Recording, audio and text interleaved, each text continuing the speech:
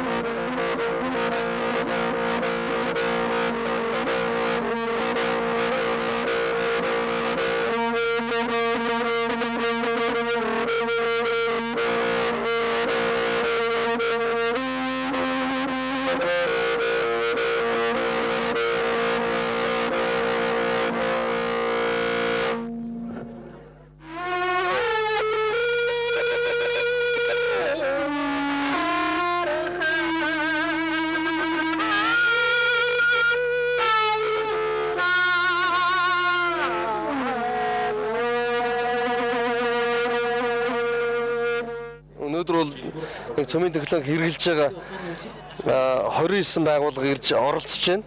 Дээрээс нь хамгийн олон цөмийн үүсгүүрийг нэг доор хэрэгжилж байгаа газар бол оюу толгой байна, Эрдэнэт байна.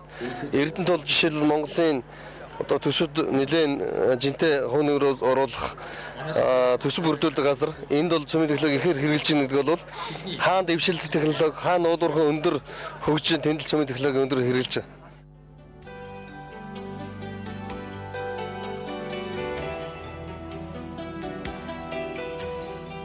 Монголд цацрагийн үүсгэр хэрэгэлдэг 270 аж ахуйн нэгж байдаг байна.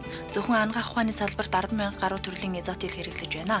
Эрүүл мэндийн салбарт тарих мэдрэлийн өвчнийг онцлох, хавдрын байрлал үе шатыг тодорхойлох, хавдрын эмчилгээний үр дүн хянах, гэмтэл судлалд ясны далд гэмтлийг тодорхойлох, бүр судасны өвчнийг онцлох, уушигны хүндрэл багтаамжийг тодорхойлох зэрэг онцлогоо шинжилгээнд мөн хавдрыг эмчлэх ясны ургалт өвдөлтийг зогсоох, цацраг идэвхт эм бэлтгэл зэргийг эмчилгээнд ашиглаж байна.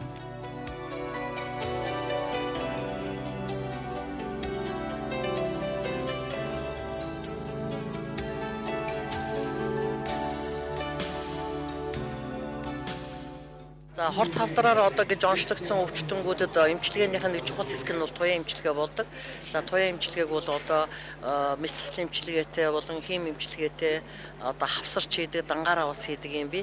За ер нь бол Монгол улсын хэмжээнд байгаа 5 байрлалын хавдарт дотроос одоо эмэгтэйчүүдийн байрлалд умаа хүзүүний хавдарт бол туяа эмчилгээний одоо хийснээр өвчтний одоо амьдрах чадвар, өвчтний эмчилгээний үр дүн бол үндсэндээ 85-аас 90% таа байгаа. Ер нь бол энэ асуудал бол ерөөсөө шийдэгдсэн.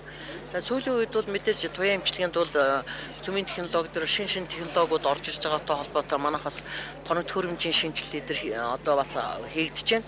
Одоо өнгөрсөн 2014 онд бол засгийн газрын санхүүжилтээр 1.5 тэрбум төгрөгийн туяа эмчилгээний шинэ аппарат, төлөвлөлтийн шинэ аппарат дээр суурилагдсан байна. За 11 сард үндсэндээ бол үйл ажиллагаанд хэвийн үйл ажиллагаанд орно. За тэгэхээр мэдээж хэрэг энэ туяа эмчилгээний тусламж үйлчилгээ авах үйлчлэгчд бол чанар болоод хүртээ хэмжээ нь бол сайжирна. Тэгэхээр бид нар цаашдаа бол энэ цөмийн технологиг хэрэгжихдээ өшөө орчин үеийн одоо цөмийн технологи ашигласан шугам хурц суур гэж аппарат байгаа. Тэр аппаратн дээр бид нар эмчилгээ хийдэг гэдэг бол үндсэндээ бол хоёр манай засгийн газраас бол Австрийн засгийн газартай хамтраад хөнгөлтэй зээл дээр бол одоо сүүлийн үеийн шугам хурц суур авах гад үндсэндээ бол хийгдсэн байгаа. Хүн амын эрүүл мэндийг бас яхад засгийн газрын бас үндсэн хөтөлбөр болж байгаа энэ цөмийн технологи бол бас манай энэ салбарт бол одоо 50 жил бол амжилттай хэрэгжээд өвчтөн болон үйлчлүүлэгчтэй үр өгөөж явж байгаа.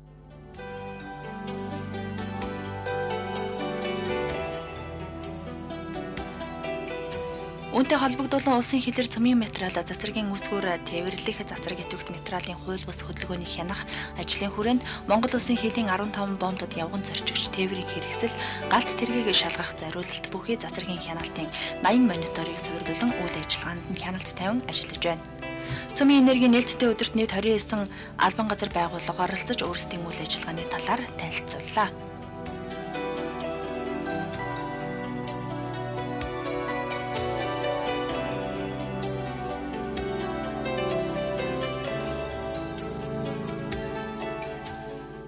Цөмийн энерги газар тариаланд үндсэндээ бол 3 чиглэлээр ашиглаж байна. За нэгдүгээрт нь Монгол орн маань үржил шин багтай ийм хөрсдөө. Тэгэхээр хөрсөнд байгаа азотыг N15 гэдэг стоп ашиглаад хөрсөнд байгаа азот урмал авч ашиглах азот хэр хэмжээтэй байна, илэгдэл эвдрэл нь ямар байна гэдэг ийм чиглэлээр судалгаа хийдэг. Тэгэхээр ийм төсөл Монгол орнд манай хүрээлэнтэй, дархны хүрээлэнтэй хамтарч хэрэгжснээр Монгол орны хөрсний төлөв байдал ямар байна, илэгдэл эвдрэлийн зэрэг нь ямар байна гэдгийг ийм тогтоох боломж, арга аргачил, техник, технологи нь Монгол оронд нэвтэрсэн. За энэний үр дүнд 2008-аас 10 онд Монгол орны бүх тариаланд ашиглаж байгаа бүх талбай дээр үржил шимийн шинжилгээ хийгдсэн. Азот, фосфор, калий болон ялцмаг, за илэгдлийн зэрэг нь ямар байна гэдгийг бүгдийг тодорхойлоод аж ахуйн нэгж болгонд нь одоо танай талбай ийм шинжтэй байна. Энэ талбай дээр ийм бордоо, ийм арга хэмжээ авах зайлшгүй шаардлагатай байна гэсэн энэ технологийн зөвлөмжийн аж ахуйн нэгж болгонд, иргэн болгонд ийм технологийн өгсөн. Энэ маань болохоор энэ цөмийн энерги газар тариаланд нэвтэрсний нэг ийм том үр дүн нь байж байгаа. Малын эрүүл мэнд, тэрэн дотроо хил давнаа халдвардаг, гоц халдвар төвчөндөө тэмцэлтүүд энэ цөмийн технологиг өргөн ашиглаж байгаа. Энэ дотор нь хамгийн гол зүйлнүүд энэ халдвар төвчнүүдийг онцлогоонд. Тэгэхээр энд янз бүрийн тэмдэгт аатмаар тэмдэглэсэн уургууд болон полимеразын инженеруудыг одоо молекул биологийн аргуудыг үндсэндээ хэрэгжилж байгаа. Энэ бол цөмийн энерги агентлагийн тусламжаар Монгол улсад анх 1990-ад оны ихээр энэ аргуудыг нэвтрүүлж эхэлсэн. Өнөөдрийн төвшөнд бол одоо аймгийн лабораторийн төвшөнд бүрэн нэвтэрчээд байгаа. Тэгэхээр ерөөсөө энэ цөмийн технологиудыг ашиглаад бид нэр энэ халдвар төвшөнтэй тэмцэх, мал сүргээ эрүүлжүүлэх, хүнсний аюулгүй байдлыг хангах чиглэлээр олон төрлийн төслүүд хэрэгжүүлж явж байгаа. Энийх нь нэг жишээ нь бол цөмийн энерги агентлагийн тусламжаар техникийн хамт ажиллагааны төсөл 1989 оноос хойш амжилттай үргэлжлэж явж байна. Энэ хүрээнд малын халдвар төвчнөөс сэргийлэх 2 төрлийн вакцины технологи боловсруулаад үндсэндээ үйлдвэрлэл нэвтрээ явж байна.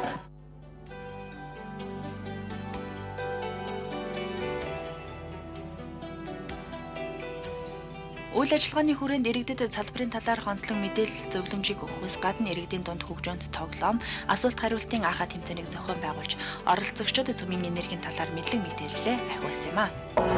За ингээд нийт оролцогчдод бүгд нь амьдчид алгачээ.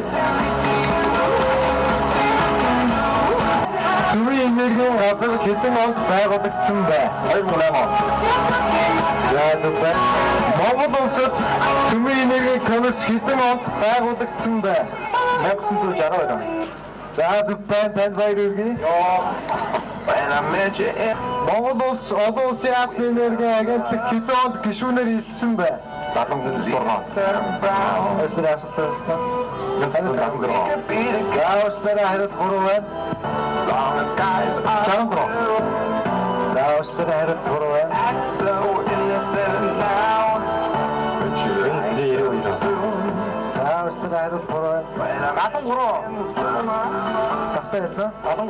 За тийм ээ, Монгол улс нь олон улсын атомын энерги агентлагт 1973 онд гишүүнээр хэлсэн байна. Сайн орцтой баяр хүргэе. Цөмийн энергийн тухай хууль хэдэн онд байгуулагдсан бэ? 2009 он.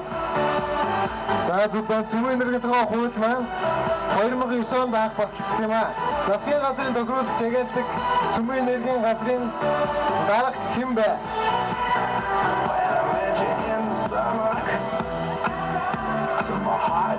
Цөмийн энергийн газрын дарга. Энэ бол маш энгийн амархан асуулт. За хариултаа давтаална. Тэгшгүй.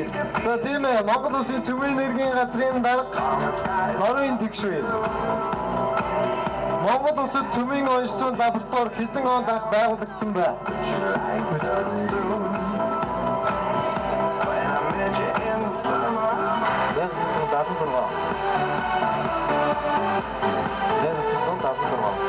Арай биш үү? Тэ том төгөллөө. За зүг байна.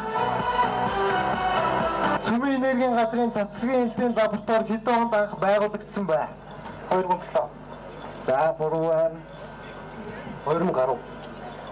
Буруу байна. 1992 он.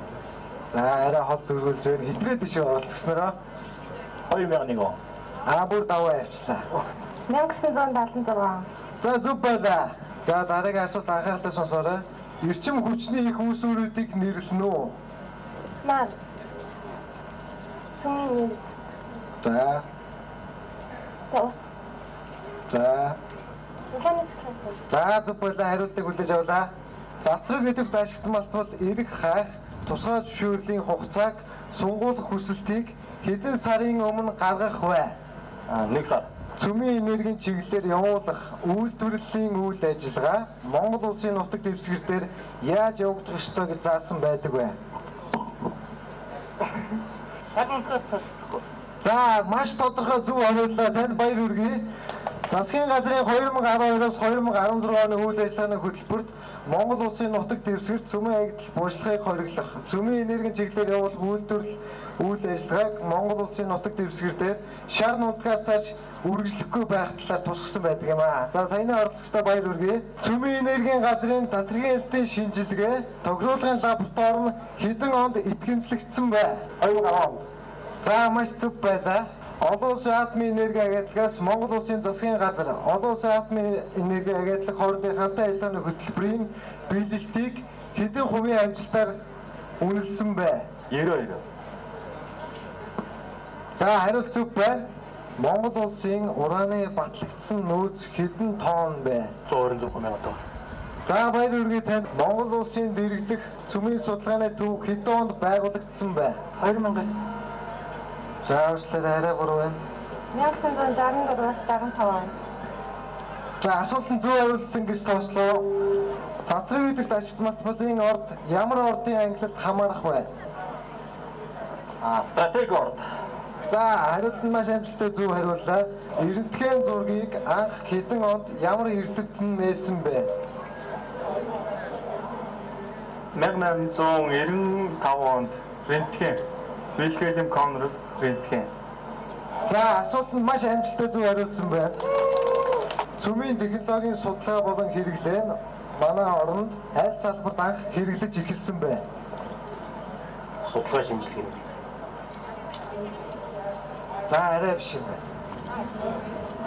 Геологийн салбарт нь болов. За асуултанд зөв хариулсан тооцъё. Цөмийн технологийн судалгаа болон хэрэглээг анх манай оронд геолог хайгуул уулуурхайн салбарт анх хэрэглэж эхэлсэн юм байна. Цөмийн болон цацрагийн дүрс онцлогооны эмчилгээг хийх байгууллагын нэр. Эмнэлэг үү? Эмнэлэг. Өдөр. За зөв байна. Хавдрыг эсийн төвшөнд эмчилж ахыг өрөвчлийг зогсоох үйлчлэгээ үзүүлдэг эмчилгээг юу гэдэг вэ? Цацрагийн эмчилгээ юм лөө. Цацрагийн хамбага. За харин за нэг асуултанд амжилттай орсон 5 оролцогчид дэмжээ бүгдээрээ алгадаж шидэгөө.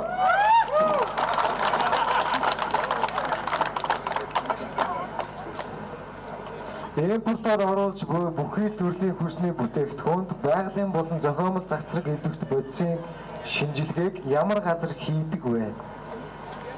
Цөмийн энергийн газар. За асуулт нь маш амжилттай зөв хариуллаа. Манай шилэг 5 оролцсон хамгийн залуухан оролцогч байна. Асуултанд маш амжилттай зөв хариулж дэлхийн насыг ямар аргаар тогтоосон бэ?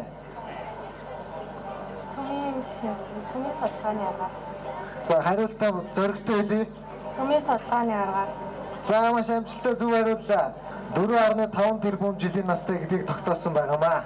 Дэлхий дээр хэдэн атомын цахилгаан станц үйл ажиллагаа явуулдаг вэ?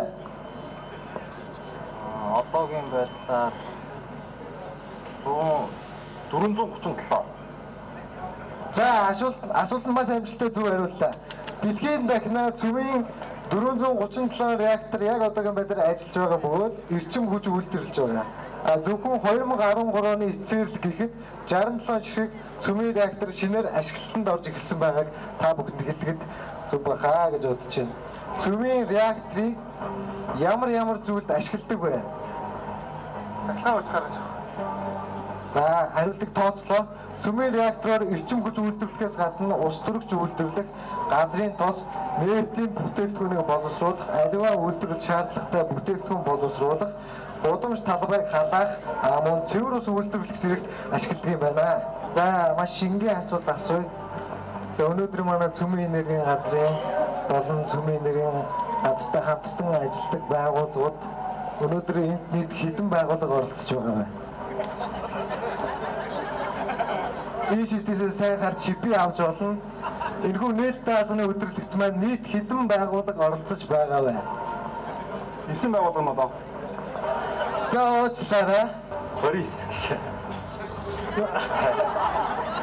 Чөтгөрийн баг наддаг энэхүү оролцсон асуулт маш амжилттай зөв хариуллаа. Цөмийн технологиг ашиглан малын өвчнийг оншилж бэлтгэл үйлдвэрлэх туршилтын үйлдвэрлэлийг хэдэн онд хаана байгуулсан бэ? 1956 онд юм байна. Мал эмнэлгийн хүрээлэн. Мал эмнэлгийн үйлчлэлийн хүрээлэн. За он нэрээ буруу байгаа. 1975. За танд дахиад нэг боломж авах. Ганц эмэгтэйгээ дэмжиж. За баярлалаа. 2003. За уучлаарай. Дараагийн оролцогч 2008 он. За хариултыг тооцлоо. Атомын цахилгаан станц аль улсад хэдэн онд анх баригдсан бэ? Америкийн нэгдсэн улсад. За уучлаарай буруу байна. Ирчүүдтэй амар хатаа яваад байна. Дүүгээ дэмжиж алга бичиж бүгдээрээ.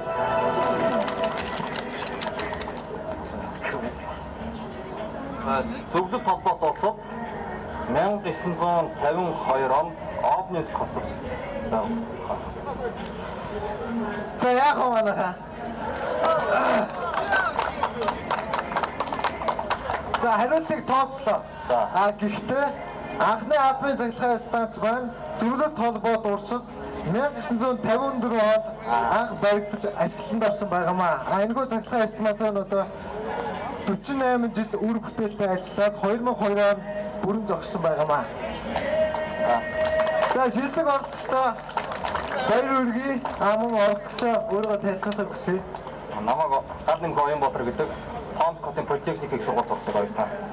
Өнөөдрийн нээлттэй хаалганы өдөрлөгт амжилттай оролцож цөмийн нэрийн газрын болон цөмийн нэрийн газартай хамтран ажиллаж байгууллагуудаас явуулсан энэ асуулт хариулт анхаад хичээд амжилттай оролцсон гэж баяр хүргэе.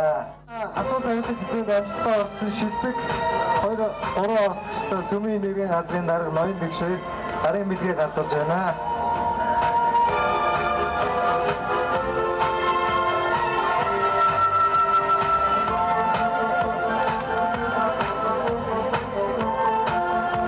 Манай энэ тэмцээнд оролцсон, амжилттай оролцсон бүгдэнд баяр хүргэе.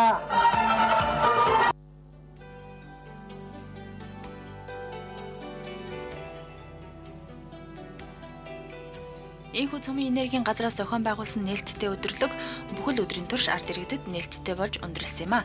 Иргэд энэ үеэр цөмийн энергийн түүхэн музейтэй танилцахаас гадна өдөрлөгт оролцсон салбар бүрийн үйл ажиллагаа таныг бүрчлэн танилцаж, санал сэтгэлдээ хуваалцсан мэргэжлийн зөвлөгөө авсан.